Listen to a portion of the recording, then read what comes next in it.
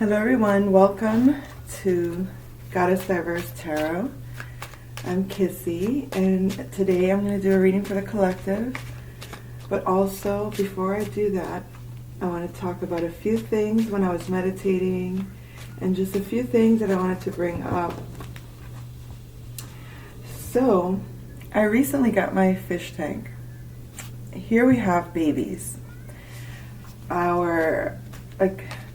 I think 2 days after getting a fish tank with 10 fish, it produced 3 babies. But the thing was, we were told when we got the water, we had to put in certain chemicals in the water and wait a certain time to put the fish in that water, so that they could acclimate to the environment from the water that they were in before to the new water. A lot of rules about how to make their environment healthy for them, and we followed it to the T. But every day since then, I think within 4 days of having them, we lost, out of the 10 fishes, we lost 9. And out of the babies, it started with 3, 2 were gone, then 2 were gone, then 2 new ones were born, and then another one was gone. So now we're down, we're what we have in our tank is 2 baby fishes and 1 from the original 10. 1 out of 10. It's like the 1%.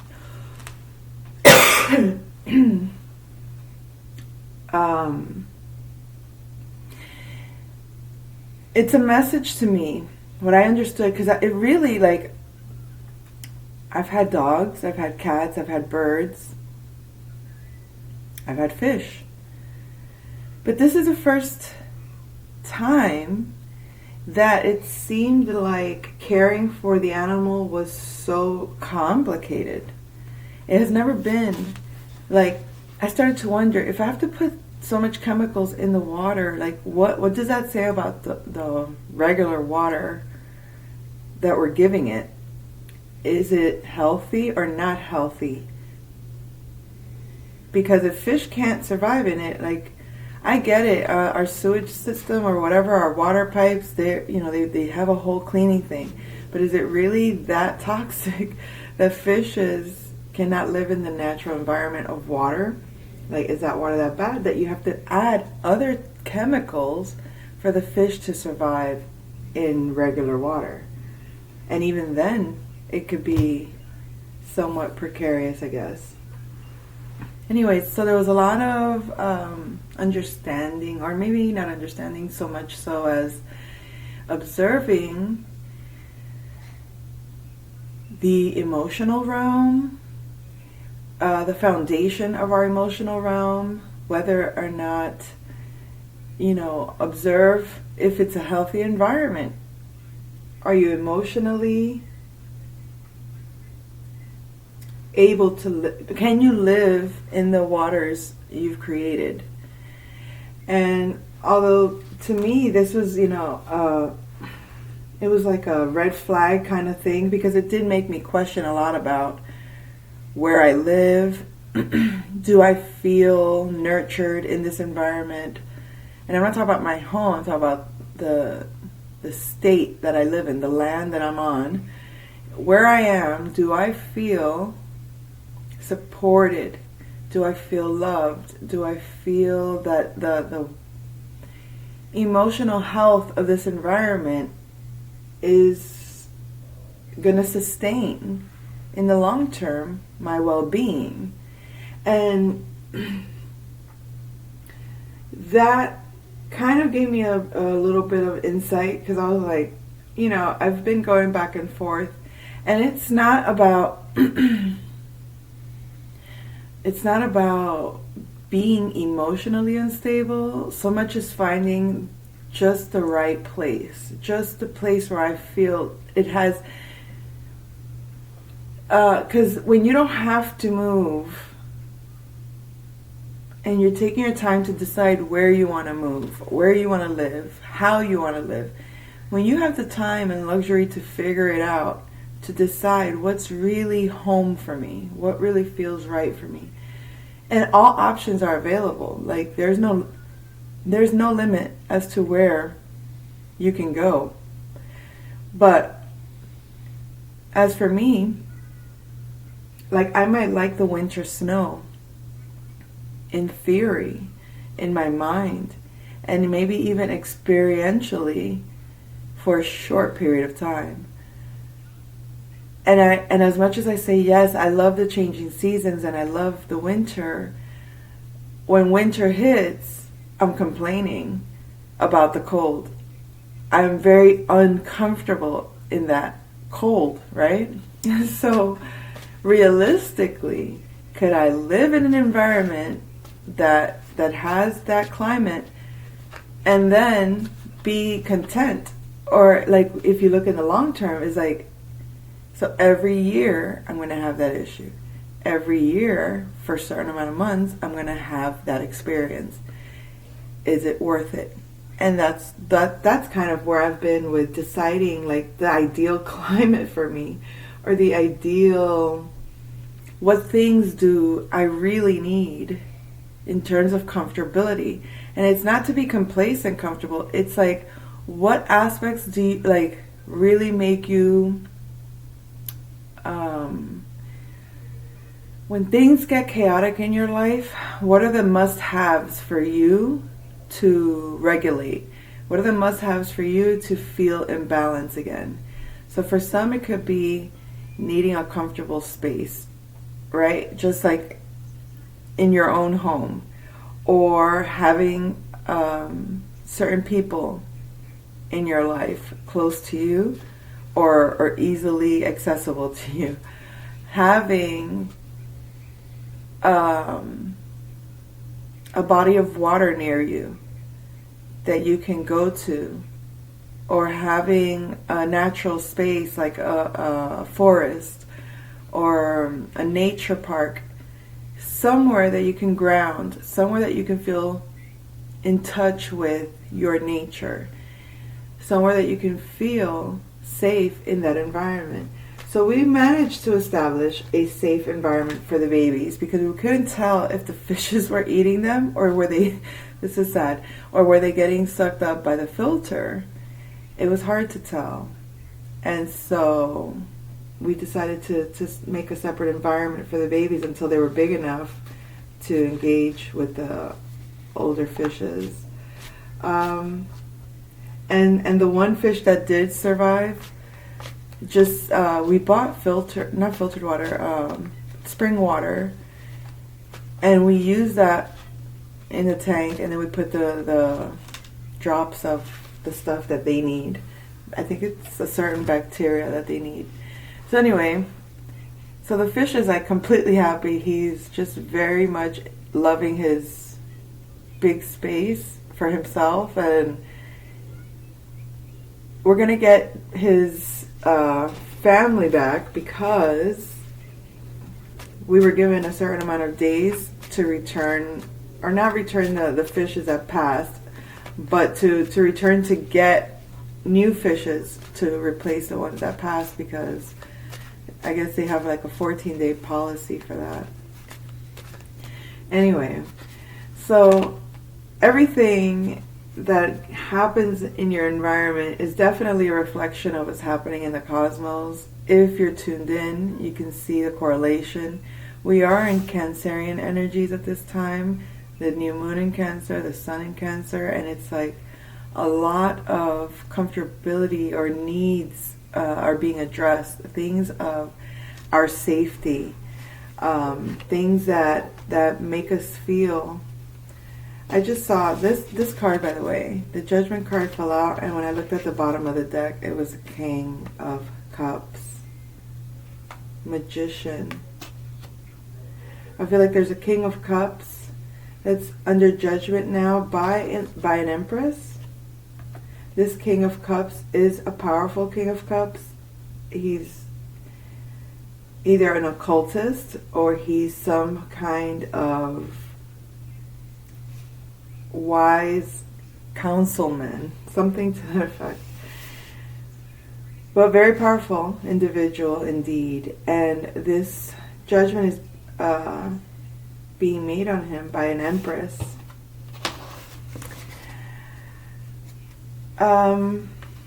Another topic, now that this came up, I guess Spirit wants me to discuss that situation. On the subject matter of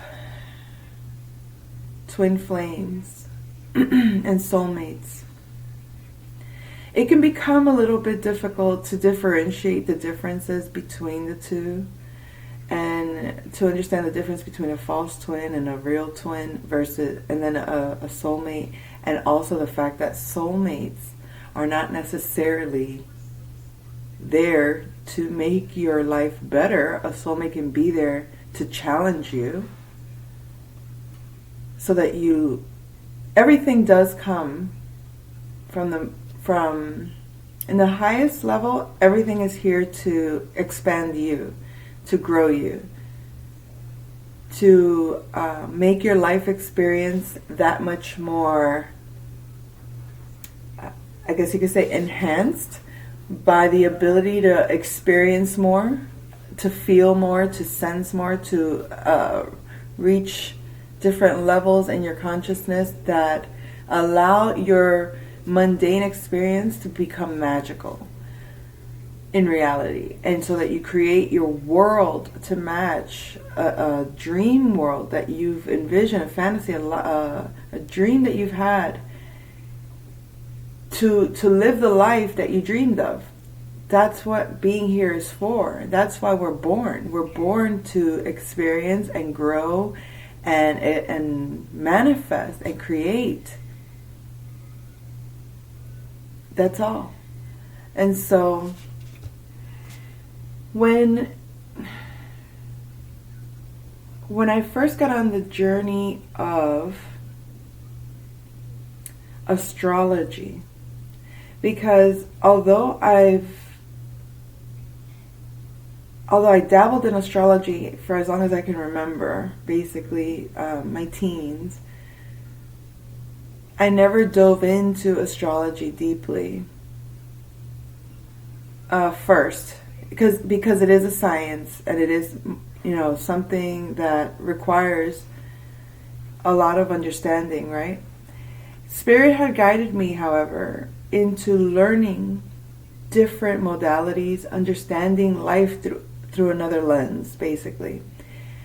Because I needed certain experiences before really being able to understand astrology to the depth of the psychology that it is. And so I dabbled in psychology, I dabbled in tarot, which all these things built a foundation of spiritual understanding, okay? Because although I've had spiritual mentors in my life, and these aren't men that tried to manipulate me in any way. These were one gentleman I met at work when I was just 19 years old, who overheard me talking about the Bringers of the Dawn, the book about the Pleiadians. Oh, I forgot her name. I forgot the author's name. But anywho, the Bringers of the Dawn I got that book when I was 14 years old, and instantly I knew this was, I was aligned with the Pleiades message. But at the time, for me, this was just internalized. This was just something I thought was just my interest. But through time, it started to reveal itself to me, origins and understanding where your star family comes from. All these things, right, started to manifest later on. But so that mentor overheard me talk about that, and to him, he was astonished because he grew up very isolated, because he grew up in a very worldly, I guess you could say, family. or very toxic, if you want to put it that way, because they just not very spiritual in nature, family. And he was very quiet, to the point where his own father thought, oh, you're too, you're weird, and kind of left it up to the older siblings, the sisters especially, to kind of look out for him, because he wasn't doing what all the other kids did. He wasn't talking either. So being that type of child, he grew up very in touch with his spirit, with his spiritual team and whatnot. So when he met me and we started talking, he could see all this potential, or all this insight that spirit was giving him about the power of my spirit, or the essence of my spirit. But he could see in the 3D reality that when we would discuss certain things, I wasn't absorbing the fullness of it. He could see the spark was there. He could see the understanding was on the surface, and he kind of like appreciated that innocence, or he appreciated that, and he didn't want to push my consciousness to fear even the conversation. There was a time we sat on a bench, and it was nighttime, and it was in his apartment complex where he lived, and we never not talked spiritual stuff and whatnot. So of course we're in one of these conversations, and I keep looking over my left shoulder, looking back. And after like the third time that I did it, he's like, he just couldn't help it. He got so excited that finally someone could see what he was seeing. He goes, so you see her too, right? And I'm like, what? What are you talking about? See what? He's like, you don't see her? I'm like, you better stop playing with me. Like, I got so pissed. We had a kind of weird, funny relationship. I got so mad at him. I'm like, listen, I don't like you scaring me, all right? You better stop playing. I got out of that freaking complex so fast, and I drove back home looking through my rearview mirror like the chicken shit I was, all the way home, afraid. Like, I couldn't even look through the rearview. Like, I had chills on my back from the entire experience. And it kind of stayed with me for a while, which is kind of like the same impact the Sixth Sense had on me. It's your spidey senses, or your psychic senses are so raw that you can feel spirit energy, but because you're not aware of what that is, you run from it. So it took a while for me to see for myself and understand for myself that realm better, to the point where he and I would eventually be able to talk from 2 points of experience that fed each other equally in that space. It was like I could validate his experiences for him, he could validate vice versa, however I said it. And we kind of need that, because when you're in reality, you're kind of looking for people that can make your reality real for you too. Like, it's not just the things that... Hey Zen, can you play with her out there? It's too funny. Can you play with the cat outside? It's too funny, I'm sorry. It's fine, but can you play with her out there? Okay, alright, then keep it down.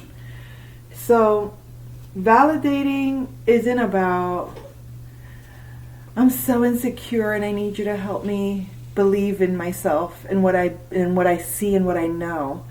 It wasn't like that. But it's until someone can validate it for you out loud in a certain way, do you realize that it's not just your imagination. And then you can really learn to trust and discern the difference between imagination and spirit. And you can sense what an entity feels like versus a spirit. You can sense what a dark energy feels like versus a light energy. It's a matter of discernment. It's a matter of experience, and it's a matter of trusting in yourself and learning how to discern and absorb the lessons learned from relationships you have. Because when you have a relationship with an individual and you enter that contract, you're learning a new world. Every person is a world. And so once that relationship, if it falls apart, for example, or comes to an end, and you review that relationship, you start to notice if it ended badly for you, right? And you're like, oh, this person betrayed me somehow. You start to recognize all the places in which the red flags were, showing up, and you bypassed it, or when you brought it up, the ways that you were lied to. Because in retrospect, you can see, I brought this up right at the beginning of our relationship. I called them out on this, and this is what they said. And then a few days later, a few months later, I called them out on that, and then they said this. As you track all the times and all the ways you've called someone out, and all the ways that they made you doubt what you knew to be true, made you feel like it was a lie, and you continue to kind of be in that experience, but there's that thing in the back of your mind like, something isn't right about this. If that was true, this feeling wouldn't be here. And what is that feeling? That feeling of doubt, insecurity, that feeling of it's not sitting well with me. Can't digest the information appropriately. It has to sit there because you can't quite get what it is. Something's off, something's not right. It's like, have you tasted certain food products that you ate since you were a child? And then maybe like stopped eating for a long time. Like my kids' cereals, certain. I don't really eat cereal like that, right? But every once in a while I'll take a bite here and there. And then I'm like, all right, something's off. Captain Crunch didn't taste like this when I was growing up. Or whichever cereal. I mean, granted. It could be any food, any drink. Zen. I'm trying. No, you need to go now. Okay. No, just go play outside.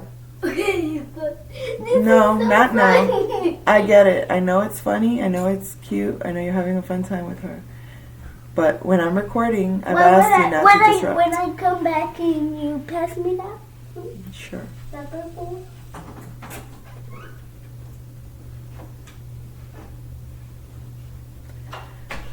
Okay. So, the thing, what was I saying? Hold that thought.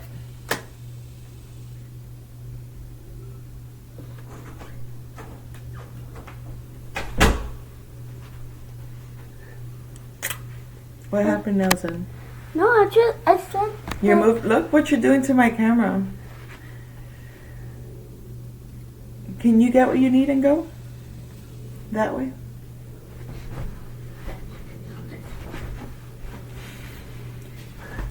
No, this is so sorry. Okay. So when people ask me,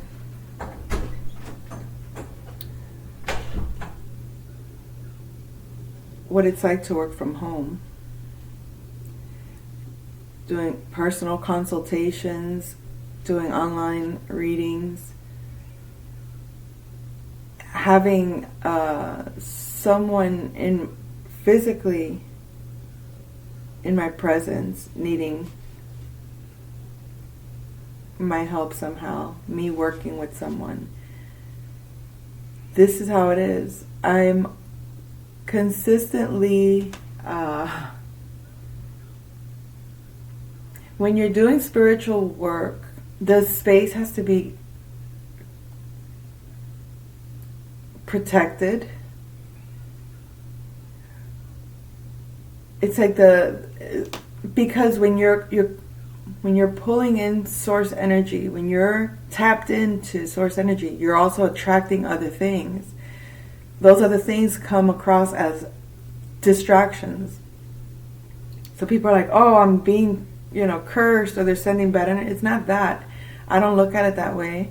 I see it more like the bigger the light that you're pulling in, like that it's like a vortex.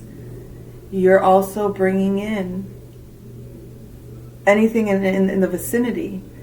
And if you don't have a certain boundary internally that keeps those things, like I don't have that boundary with my son, because no matter where I go spiritually, I still have to have one foot on earth kind of thing to mitigate my home life. But okay, back to the twin flame soulmate thing. If you're, see, I've never had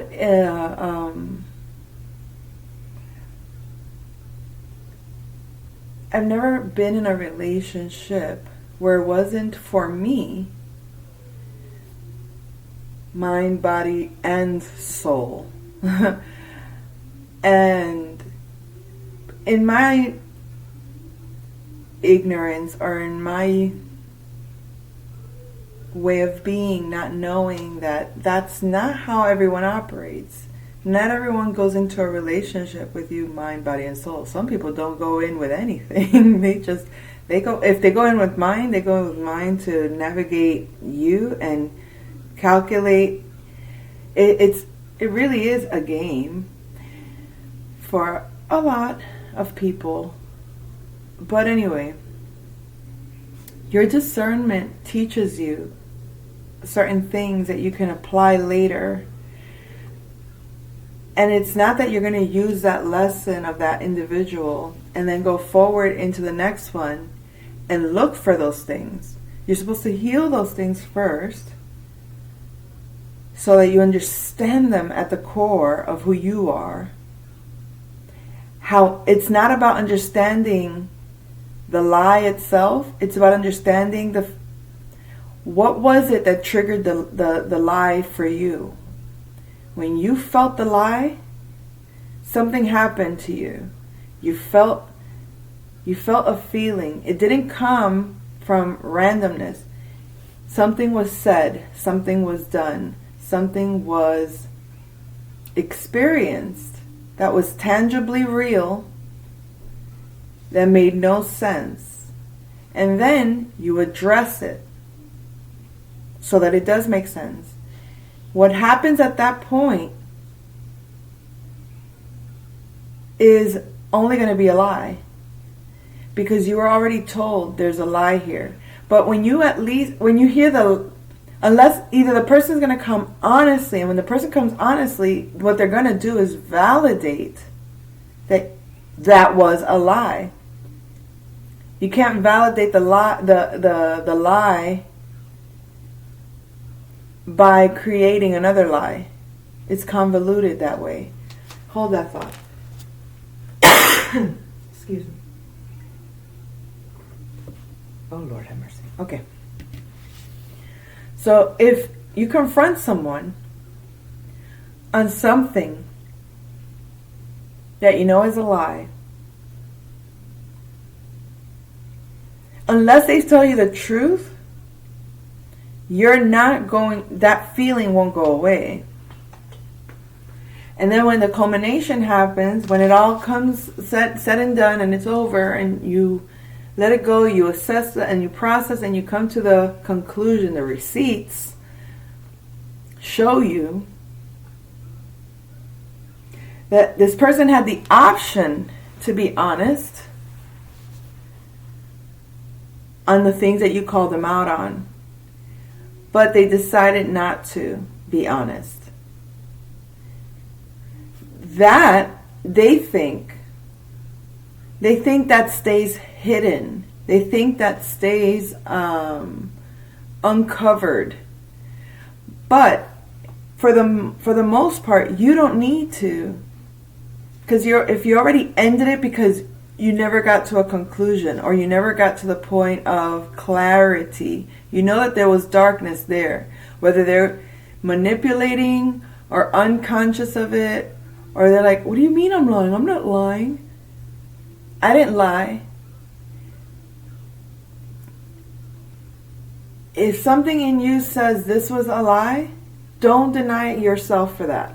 don't feel guilty or shamed or bad or feel like you're evil because something in you says there is a deception here. That person may not be conscious of it. Fuck it. If they're not conscious of it, then, or willing to look into it within themselves, that's fine. But that's just a sign for you. Whether that means you need to heal, whether that means that you need to really understand what is that lie about. Is it because here's another thing, a great indicator of a false twin flame and just a false person in general is how they treat you when it ends. Especially if you ended things cordially, I guess you could say. Because no one's forced or obligated to be around you. No one's forced or obligated to like you. No one's forced or obligated to be in your life. You can be upset or hurt or wish that a person would stay in your life. But the moment someone shows you that you being in their life is not worth them respecting or being honest with you, just being honest with you and being upright with you. If someone can't do that, they're not ready for what you need. You need someone that can take accountability, or someone that can hold space for you, or someone that can give you a safe emotional environment. So if you don't feel emotionally safe when you address something that feels off or unfamiliar, because sometimes it could just be something that scares you because you haven't experienced it before. So when you address it, you're not addressing it to judge it. You're not addressing it to fight about it. You're addressing it because you don't understand it. Something feels off about this. What is it? An honest person is going to say, oh no, this is what it is. This is what you're picking up on, or whatever it might be. And then you have either a choice to believe or not believe what they say is true. But time will tell if they were honest or not. Because when something similar happens, you'll start to see the trend. Oh, it is that. It is that. It is that. And then you can relax into the truth of them in your world. The truth of them in your world is not a threat. The truth of them in your world is not scary. The truth of them in your world is safe to be in. You get it? So when we connect with someone on an intimate level and we divulge ourselves, mind, body, soul, it's hard when we extract ourselves from that dynamic to see there are things that we took on from them that are not ours, or there are experiences. It's like that attachment that you have to release. Like, wait, these are not my qualities. These are not my tendencies, or these are not my karmas. These are not my pains. And you can kind of like give back what is due in love and light, or however you want to do it, with no harm. It's just allocating energetically what belongs to who and what, and take back what is yours. Because it's not cute when two worlds blend, that the best of you goes to someone and the worst of them you take on. Why? Says who? How is that? I mean, I get it. But it's like we all have a positive and negative. It's supposed to be that you deal with your darkness to such a way that you don't fill my cup with your dark waters. And I don't fill your cup with my dark waters unnecessarily. I feed you my light water. You feed me your light water. That means our love, our kindness, our compassion, our true joy. Like, we give each other our positives. And we hold space for each other in our negatives, because if you hold space on your negative and I hold space on my negative, whenever you fall into your own pattern of negativity, I don't have to dive into your darkness. I could just hold that space for you to kind of whirl around that for a little bit, realize what's you and what's not you, and what's projection and what's not projection, and then address what needs to be addressed with my world in your world that doesn't match or that feels off, so that you can discern my response to you. And my response to you, if it doesn't feel safe, no one's going to obligate you to that. But at the minimum, you can expect the truth. At the minimum, you can expect what is on my behalf. And if that isn't sufficient, my truth as is, and you don't trust it, and then you have every right to say, I don't trust you, I don't want to be in this dynamic, and walk away. Now, you can do that, and if I love you, I might want to convince you of, or try to tell you, hey, what do you think it is? Why do you think you feel that? I might try to help you work through that darkness in you so that you can see it's a false projection, right? At that point, a narcissist will use that and manipulate you over and over and over, because in your interest to understand their darkness so that they can see your light and not project it onto you, their darkness, and leave you, abandon you, because that's ultimately what they're going to do. If you can't deal with them walking away, they're going to keep hooking you in that way. Oh, I don't trust you. I don't see you. I don't get you. And you're going to go above and beyond trying to help them see you, meaning do more for them so that they can see your light. And that's totally false, obviously, meaning you don't have to do that. Someone not seeing your light is a very strong indicator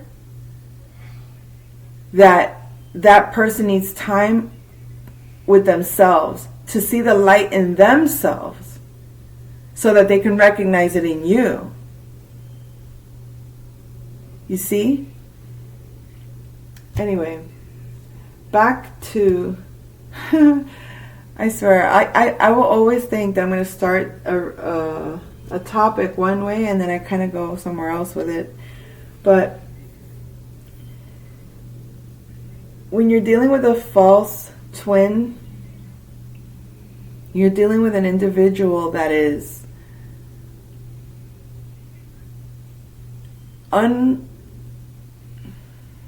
okay. It's like walking into a space where we're both showing each other what we have, and then going to another space where it's like in the 5D or in the spirit realm, the energy can be felt out. You can see that this person is either heavy or light. You can tell that this person is either expanded or contracted. So when you can feel that from that realm in comparison to your own energy, what you express in the physical comes from there. And if they can't match it, you know that they're not connected to what's up there, what's in that space. So no matter holistically, they could have a whole energy, but if out of that whole energy is mostly dark and very little light, they're not going to really see your light. And if all you have is light and no darkness, you're always going to be kind of like pulled down into their darkness instead of you pulling them into your lightness. You can't carry that load. It's not yours to carry. So what they do is they want to dump all their toxic waters into your life while they and then absorb as they release the darkness of their energy. It's like you're fueling them with your light, right? They love to come and get your gas.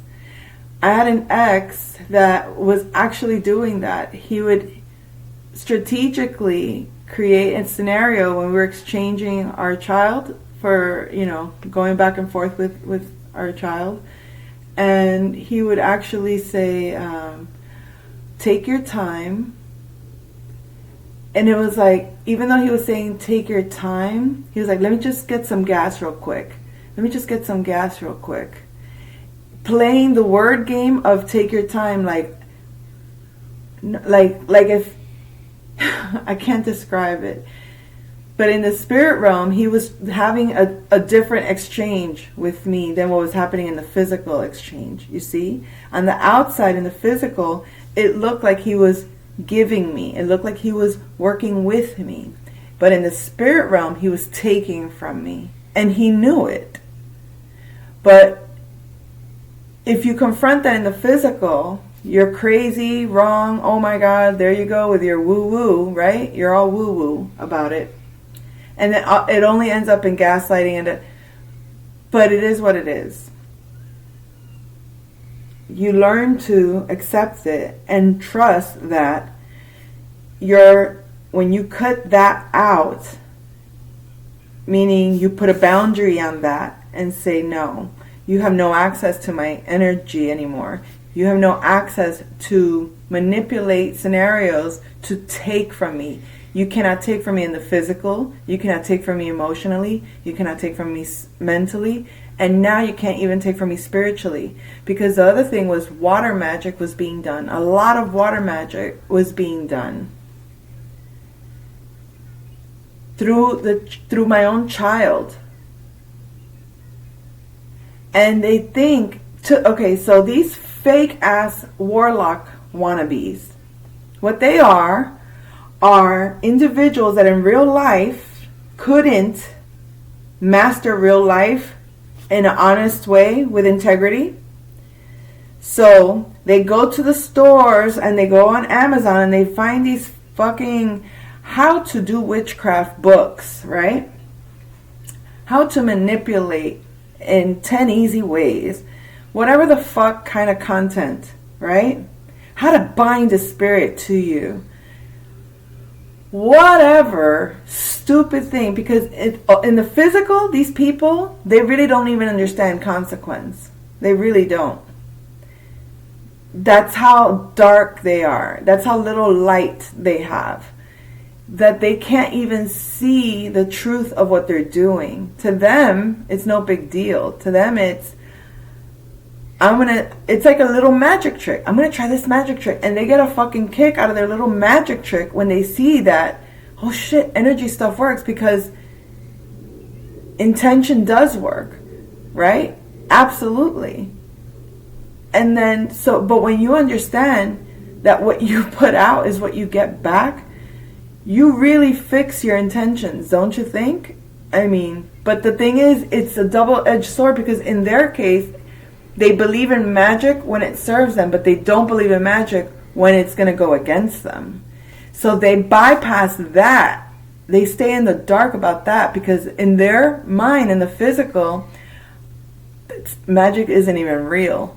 They only want to believe that it's real when it's hurting someone else, or when it's doing something to someone that gains for them. Oh, magic is real. And then they want to project this magic is real thing on the outside to you, like, I'm so powerful, so that you fear them, so that because no matter what, if they're planting certain seeds, right, as they have access to you, and then let's assume it's through your dreams even, just going into your dreams, and you wake up and you remember that you had a dream with this person, you know that they're in your energetic field. They're sending intentions to you, and they're doing it with the water realm through Neptune energies. And when they do that, now they understand that it disrupts your flow somehow if you don't have a boundary against them, right? Or around that.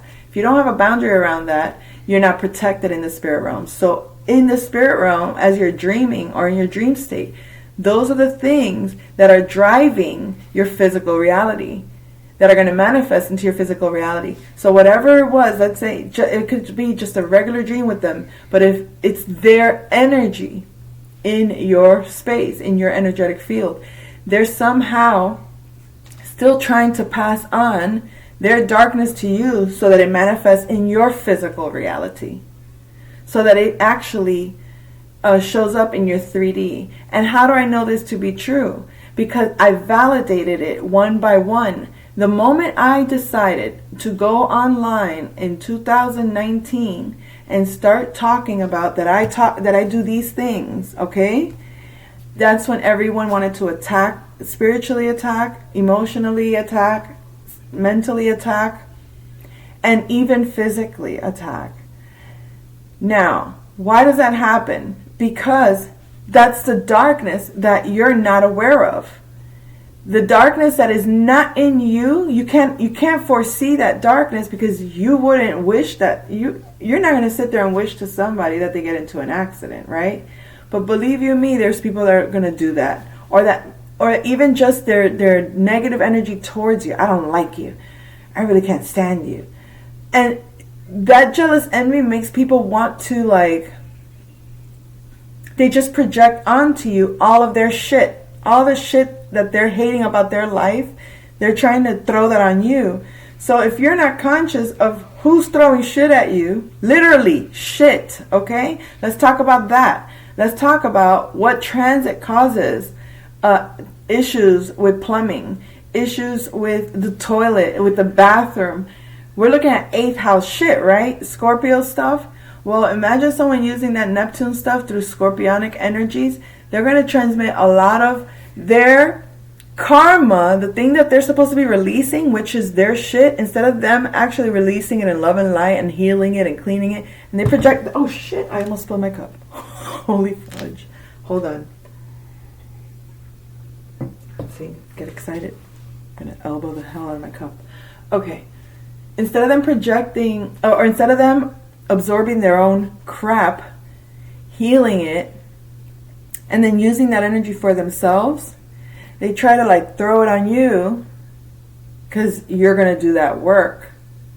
They don't want to do that work. And you're doing it whether you're conscious of it or not.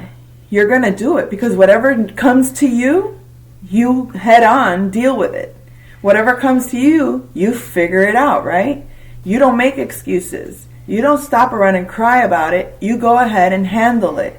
And because they know that, they figure, fuck it. Let them handle it. Let them just be the ones to heal all that shit. Meanwhile, they're lightening up and they're taking on, this is what the spiritual inheritance stuff that they talk about when you listen to readers, this is what they're referring to. Your spiritual inheritance is all that good energy that you gave to them. Or instead of you being able to absorb all your own light, because you took your own darkness and you recycle your own darkness to manage your own light, and you can absorb more light, and you can, and whatever, you're just expanding your space. But you would normally be expanding your space in light, more light, not heaviness. But because they're doing this water, trying to heavy you down, keep you in the earth realm, tied to some karmic energies. Water has to do with the past. Water has to do with emotional past, okay? They're trying to keep you healing and staying stuck in a healing cycle of the past, of karma, which is, who are they to say this is your duty to do for them? This isn't like you're coming to me directly and saying, hey, I need to do this healing work. Can you help me do it? Acknowledging that they know what you know, that you do heal them with your energy, that you do bring light into their life, that you do give energy that benefits. And that if you do give your darkness, you're basically giving them their own darkness back, giving them a taste of their own medicine. Making them feel what they need to feel so they understand what they're giving all the time. Nothing but shit. So, a true twin flame,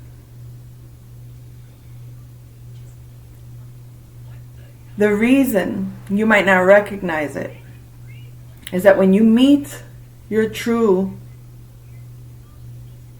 person, you're going to be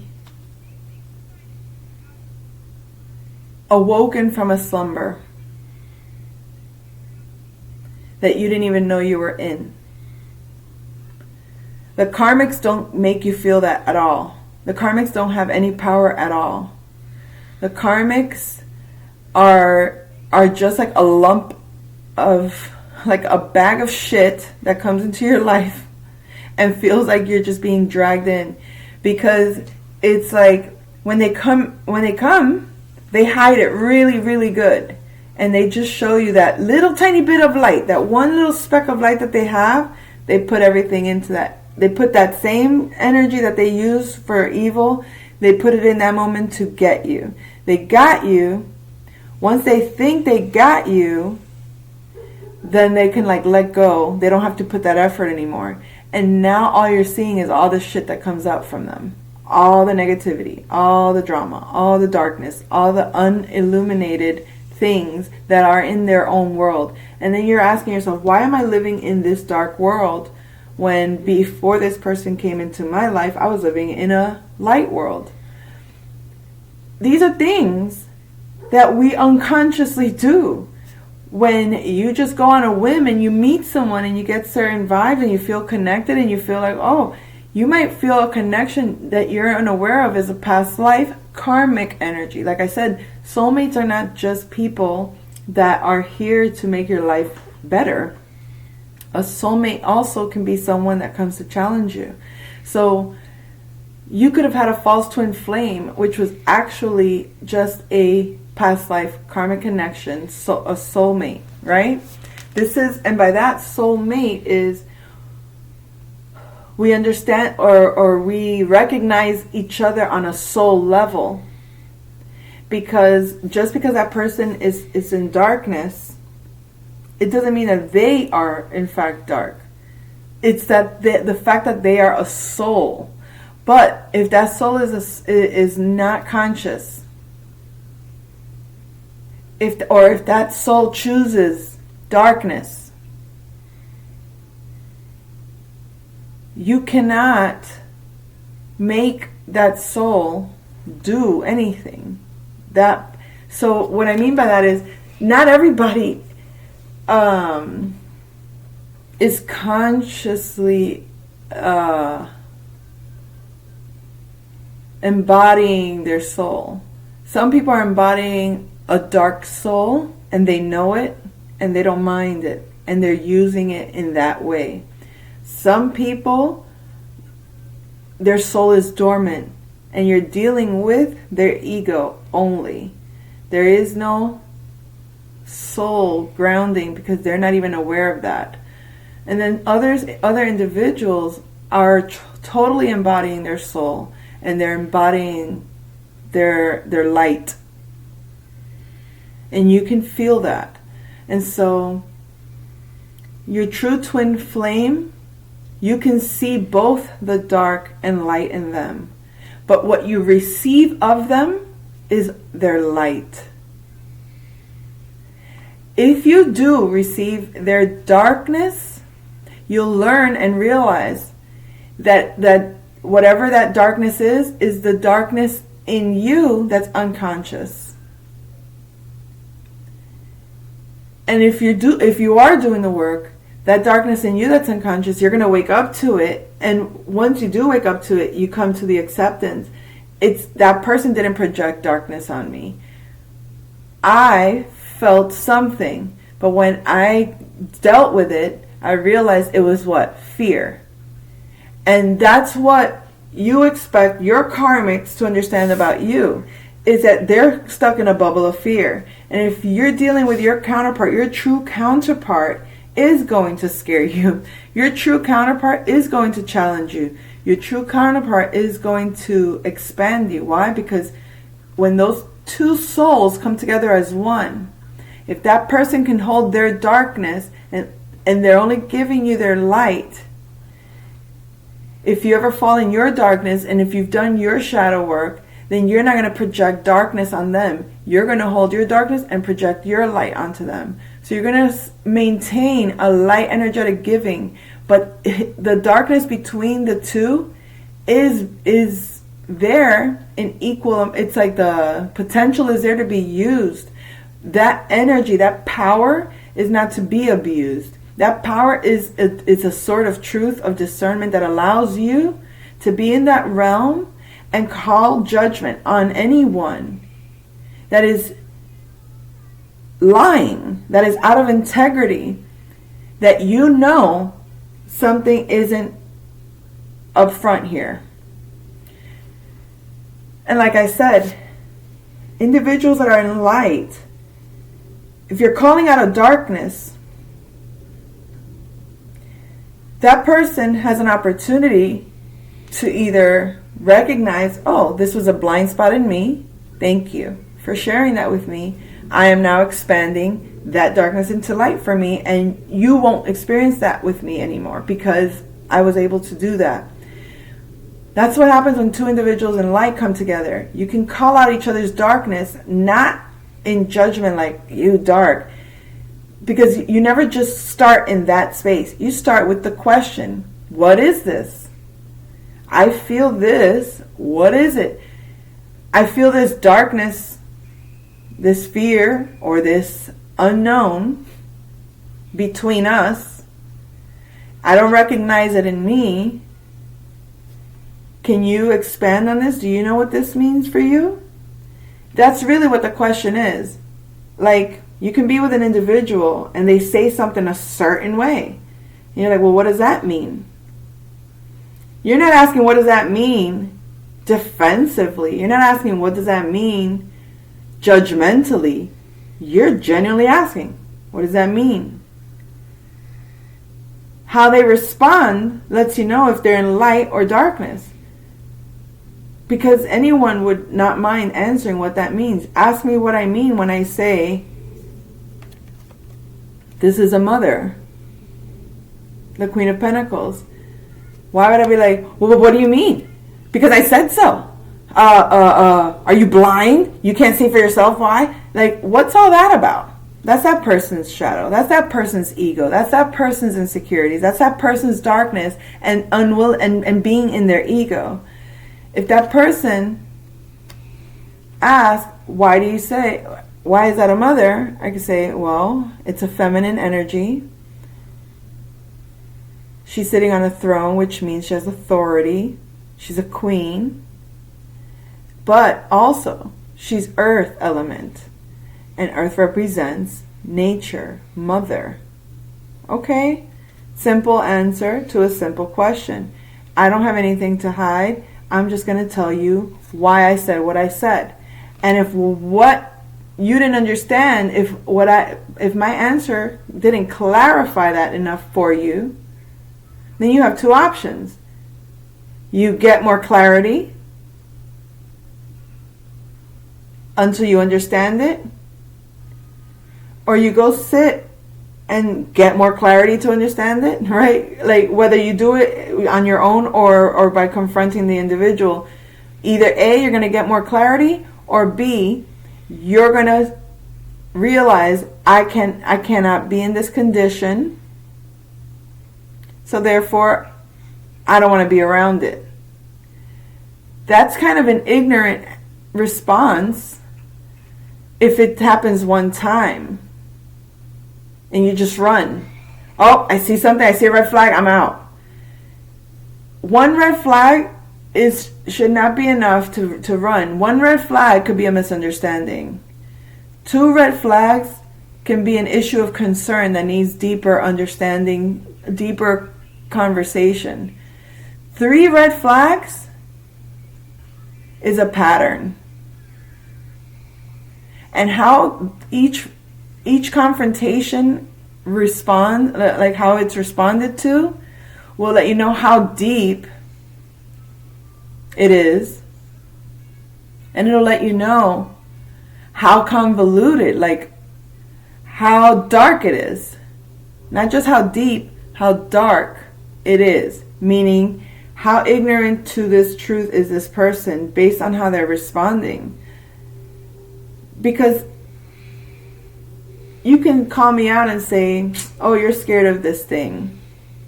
And I could say, no, I'm not. And time will show you that I'm not afraid of this thing, whatever that is. Because I'll either, like, oh, you're afraid to I don't know. You're afraid of that, of jumping on that trampoline. And I say, no, I'm not. My actions of jumping on the trampoline will show you I'm not afraid because I'm jumping on the trampoline, right? But if I say, no, I'm not, and then you say, so go ahead and jump, I don't feel like it. And you're like, okay, fine, you respect that. But every time you're on a trampoline, you don't feel like it, you have to, something comes up, you can't really, like all these excuses why I won't jump on the trampoline. Now that's a denial of fear. Now, is a person denying the fear out of malice? Maybe not. The fear gets denied out of the fear of judgment, perhaps. That's one thing. Maybe the person doesn't want to acknowledge they're afraid, so they make up excuses why they're not afraid. But you know they're afraid. They know they're afraid. That's the elephant in the room that we don't discuss, right? That could be one way. The other thing could be that person is really not conscious that they're afraid, and they're also not conscious that how avoidant they are to facing it. So much so that they'll get angry at you for even mentioning it. That is real darkness.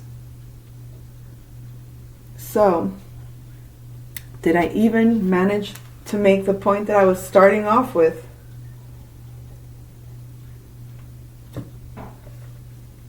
Well, I was supposed to start doing a reading, and then we got into the water because it was a lot about emotional security. And then I got so then I brought that up because the card that fell out was Judgment on the King of Cups by an Empress.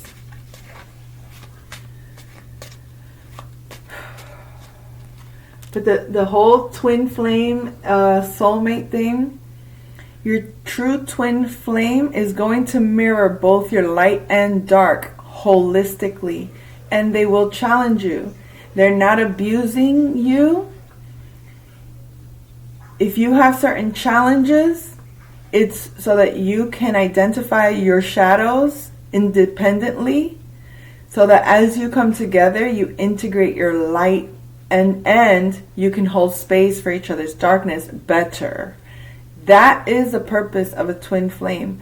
Whether or not that relationship manifests into a full-blown spiritual, mental, emotional, and physical connection, because what makes a twin flame versus a soulmate is the twin flame is a soulmate connection, yes, but it's a special soulmate connection. What makes it special is that you're basically cut from the same cloth. You are like a perfect whole mirror image. Two whole individuals that interplay positive, negative on both sides of the spectrum in a balanced way. Soulmate is a person that you recognize on a soul level. That doesn't necessarily mean that you get along on a mental level, that you understand each other on an emotional level, and that you can work together on a physical level. Because those dynamics are mostly to learn. They're not a partnership that is for a mission. Twin flames have a soul mission, and the soul mission includes not just their individual healing, but how their individual healing coming together serves a collective, changes the reality, or changes how things are done in society. That's my personal take. You can see it differently if you'd like, but that's how my experience has shown me. If there's anything else to say on that, I will more than definitely address it when it comes to my consciousness. So let's see what the collective energies are going to be this week. let's see what we can expect moving forward. Today is Sunday. Is it Sunday today or is it Saturday? No, it's Sunday. Thank you. All It's right. Sunday. Yeah, it is Sunday. Jeez.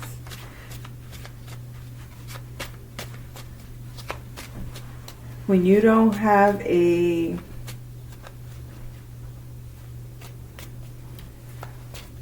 routine based on time, it's easy to kind of shift in and out and not remember what day, what week. But sometimes it's hard to, like, I'll go to like a park or something, and for like a brief moment, I won't remember what state I'm in. I'm like, wait, am I, like, was that here or was that there? Did I do that here or was that in another place? Because I've lived in a lot of different places, but nature is nature, and sometimes the memories move around. All right, so let's see. For this coming week. Oh.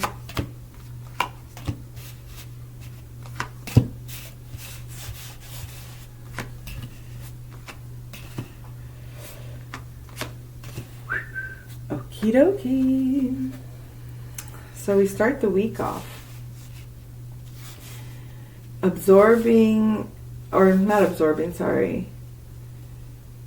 honing in our power with the Magician, really understanding our gifts, our talents, our basically our arsenal.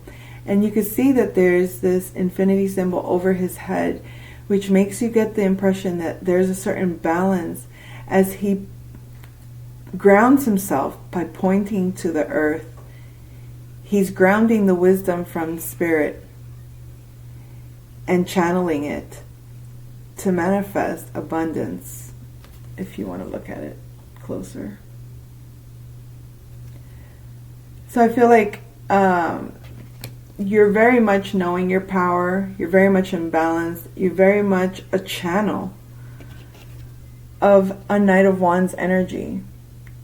So you'll have a lot of energy to pursue the things or the people you love, to pursue your divine partner with more enthusiasm, if not to just pursue the choice to be in love, the choice to love, the choice to see yourself fully. As a trine, as a trinity, you can see that it's masculine, feminine, and then the spirit, the angel over them. It's like the merging into this soul, the two becoming one. So I feel like you've pursued your gifts, your talents, your power. You've managed to create for yourself this wholeness, if you want to put it that way, on your own.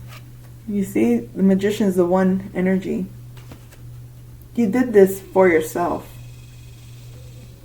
And you pursued the integration of your soul. And now, the Spirit has a message for you. With the Page of Wands, this is a messenger of creativity that's letting you know you're ready for a new beginning. You're free. You're light. You're unencumbered. You're ready to start on a journey that's new, that's enthusiastic, that's exciting. And you can trust that you're being guided and protected. You can trust that you have everything you need. Your purity is going to allow you to leap forward in peace, A lot of rest also is being implied by the Four of Swords. This could be resting before going into some kind of mental conflict. You may... Creativity can be challenging because creativity comes from the realm of chaos, right? So through embarking on this new journey, you will be at peace. But this peace is coming because of a truth, or because you carry this sort of truth. Or you're resting easy because you know you carry this sort of truth. Clarity, honesty, information that is clear and concise. So it doesn't matter from this Four of Swords perspective, going into a Five of Swords, going into some kind of conflict, going into some kind of debate, going into some kind of conversation that's going to get carried away or something. There's no reason to be concerned when you carry this sort of truth and when you can see with discernment clearly.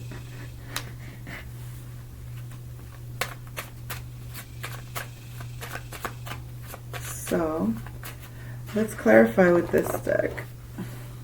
Let's get a little more insight about this Magician. What is it? What are these gifts and talents, or what is it that you've taken on at this point that makes you empowered? A Tower moment. Either you caused a Tower moment or you allowed yourself to experience a Tower moment. But whatever that Tower moment was gave you gave you the power to balance yourself, to figure out, to recognize your own power. What is this Knight of Wands? Yeah. Because it took a long time for you to get to this point in your life where the things that you're emotionally attached to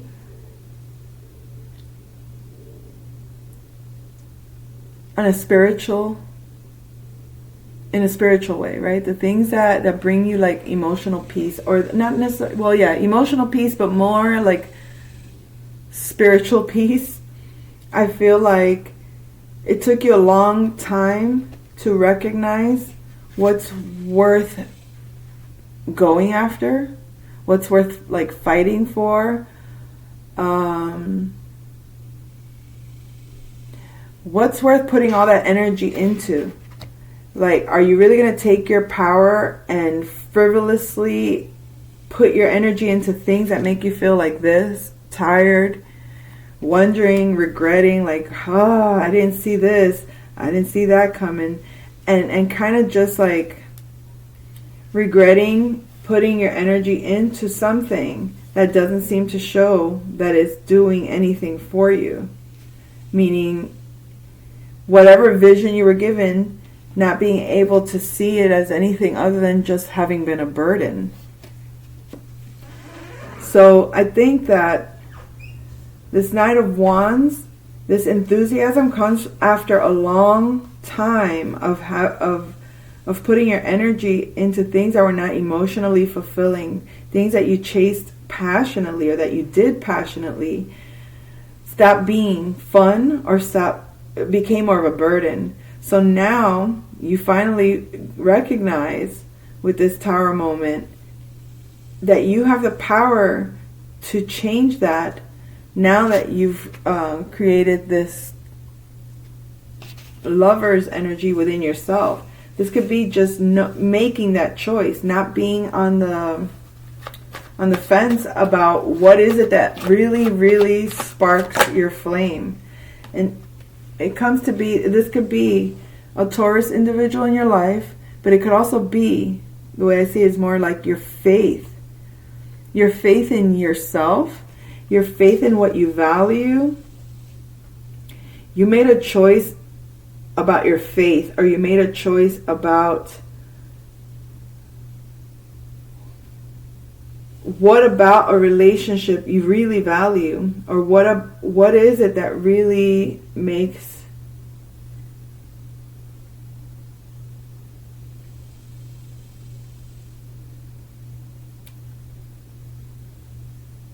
why are you so enthusiastic about this dynamic, or this is definitely to me like your twin flame. You're motivated and driven towards this person, and you have a lot of faith that this is a true connection. No, hold on. The Page of Wands.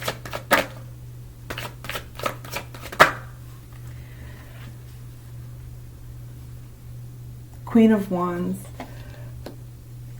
With the Lovers, the message that Spirit wants to give you is you've embodied your fire energy, you've embodied your passion, you've embodied your intuition, your sight. You are very confident, and you're feeling your own power. You're feeling your own power to create, to even to light things up. Why is the Fool here? You're basically, the Page of Wands is sending you a message, letting you know you are in this Queen of Wands energy now. You are definitely in your power, in your sexy vibe. You're feeling very confident with yourself, confident with your intuition, confident with your connection to Spirit, your ability to see beyond what's in front of you, to trust that you're going to do what feels good to you, not from an egocentric space, but more so being guided by your own spirit. So when I looked at the Fool card and I was shuffling, this card came out, the Four of Cups. I feel also like you can get bored very easily, but this is also Moon in Cancer showing up with the Fool card. I feel like for some there might be a little bit of concern to start to take this leap of faith forward out of maybe from a stagnant space, possibly feeling like still not debating, but okay, if I take this leap forward, I'm going to leave behind these empty cups to chase this one cup that looks like a dream come true.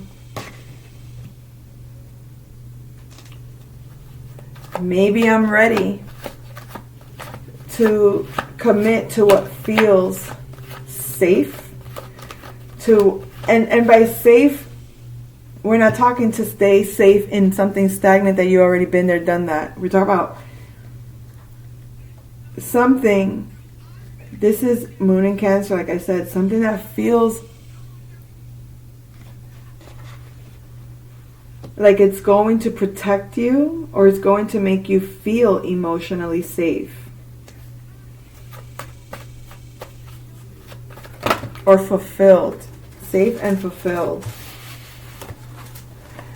The reason the Four of Swords is here, upon taking this journey is going to be also, it feels like you might maybe go somewhere where you can rest, at least rest your mind, and it's part of your justice to gain balance, or you're being given the opportunity to balance, to heal, or to, I don't think so much heal. I feel like this journey is kind of like a relaxation, like maybe a vacation. I'm getting a lot of vacation feel out of it. Like I'm ready to be taken care of, to be nurtured, to be where I can just relax and just enjoy, get some where I don't have to turn the wheels too much of the mind, the monkey mind. Yeah, balancing mentally with, you see, the Ace of Swords. This truth is either coming from a Queen of Swords,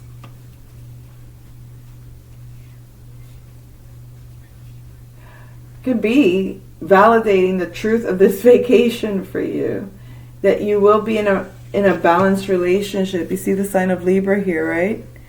A relationship that's in integrity, that's based on truth and the highest wisdom. With the Priestess on the bottom. I feel like it starts off with the Magician, right? And it ends with the High Priestess here. I feel like this is the true integration of this Lover's card. It's based on the truth of the emotions. It's based on the balance of spirit being manifest.